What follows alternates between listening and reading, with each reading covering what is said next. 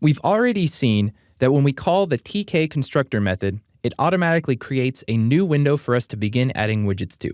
If we want to add additional windows to our program, we can do so with the top-level window widget. Each top-level window we create is its own TK widget object, which we can use as the parent and geometry manager for other widgets. You can use new top-level windows to create entire new GUI sections for your program, or even just display a simple pop-up message for the user. I'll begin by importing the tkinter module using the from tkinter package command, but I'm not going to import the themed ttk module because top-level windows are not part of the themed widget set. I'm then going to use the tk constructor method to create my root top-level window here. And now if I wanted to create a second top-level window, I can do so with a top-level window constructor. Notice that the T is capitalized, but the L is lowercase. And I'm going to create a top-level window, which is a child of that original root window, and set that to a variable called window. And this created a new window directly on top of that original window. Now this new window is a separate entity. It can contain its own children widgets, which it will geometry manage separately, but it is still a slave to that root top-level window because we specified the root window as its parent.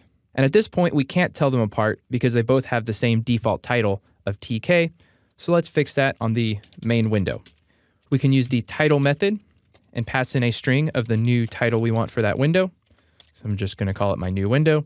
And now we can tell the difference between them. My new window says new window in the title bar. We can control how windows are stacked on each other by using the lift and lower methods to change their order. So by default, when this new top-level window was created, it was put at the top of the stack. If I call the lower method on it, it'll send it down to the very bottom of the stack of all of my windows.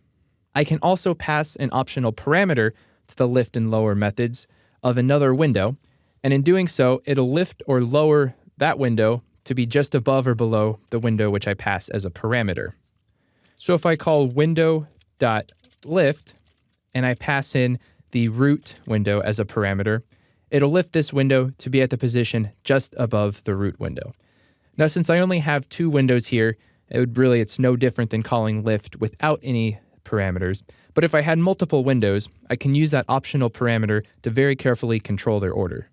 We can control whether or not a window is visible by changing its state with the state method. The default state for a window is called normal. That's what you see here. We can also make the window maximized by setting its state to zoomed. We pass zoomed in as a string, and in doing so, you'll see that the window is expanded with the geometry size to fit the entire screen. This will expand the window to its maximum allowed size. To hide a window, we can set its state to be withdrawn. We pass withdrawn as a string to the state method, and now the window will be hidden from the user. And when it's in the withdrawn state, it's not even visible in the taskbar. You notice I only have my shell here and then the original root TK window. We don't see that new window I created. If we wanted to minimize the window so that it's still accessible in the taskbar, we can use the iconic state. We pass iconic as a string. And now you'll notice down here, I have the new window showing up as an option within that taskbar. To programmatically return the window out of that iconic state, we can set its state back to normal. Now you notice when I did that, the window didn't go back to the original size it was when I first created it. It went back to that zoomed position. And this makes sense. If you had a window full screened and you send it down to the taskbar, you'd expect it to return to full screen if you select it from the taskbar and de-iconify it. We can check what the current state of a window is by calling that state method without any parameters. And this verifies that sure enough, it's still in the zoomed state. So let me call the normal state on it one more time, and that will return it back to its original size as we created it. There are two shortcut methods that are available to switch between the iconic and normal states. That's window.iconify, and what this will do is it'll send the window down so that it's visible in the taskbar. And then I can call window.deiconify, and that'll return it back to the normal state. So those are basically the same as calling the state method with the iconic and normal parameters respectively. By default, when an empty window is created, it's 200 by 200 pixels. If we want to change the size and or relocate the window programmatically, we can do so using the geometry method.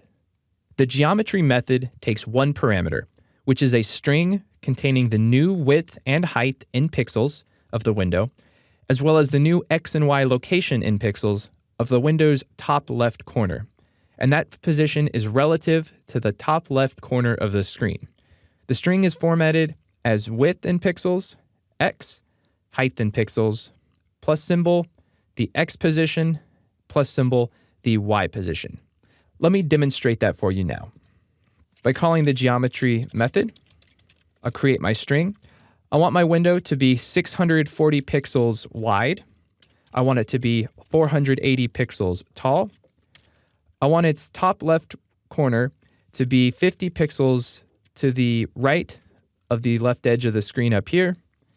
And then I want its top left corner to be 100 pixels down from that top left corner of the screen. When I execute this, you'll notice my new window is now 640 by 480 pixels. And that top left corner is 50 pixels from the edge of the screen in the X direction and 100 pixels from the top of the screen in the Y direction. In addition to programmatically resizing the window, we can control whether or not we'll allow the user to be able to resize it. And by default, a user can select the edges and click and drag to resize a window. If we want to prevent them from being able to do that, we can control it using the resizable method. Resizable takes two parameters, both of which are Booleans, representing whether or not it's resizable in the X and in the Y direction. So the first parameter controls whether or not it's resizable in the X direction, and the second parameter controls the Y direction. So if I set both of those to false, you see I can no longer click and drag on the edge or corner of the window to resize it. If I want to allow the user to resize the window, but I want to limit by how much they can resize it, I can do so by using the max size and min size methods. Max size takes two parameters, the X value in pixels and the Y value in pixels. That's going to be the maximum allowable size of that window. And then the min size method also takes similar parameters of the minimum X and Y value in pixels that we want the window to be. So here I've set the max size to be 640 by 480 pixels, and the minimum window size is 200 by 200 pixels. I'm going to let my window be resizable again by calling the resizable method with true in both directions. And so now if I expand that window, you'll notice if I try to make it larger than 640 by 480, it stops. And if I try to make it smaller than 200 by 200, it stops as well. The last thing I want to show you about the top-level window is how you can programmatically close it by calling the destroy method. The destroy method can be used on all kinds of widgets, not just windows, to delete them. When you use the destroy method, it will also destroy all child widgets. So if I use the destroy method on my new window, it will only delete the new window and any widgets contained within it.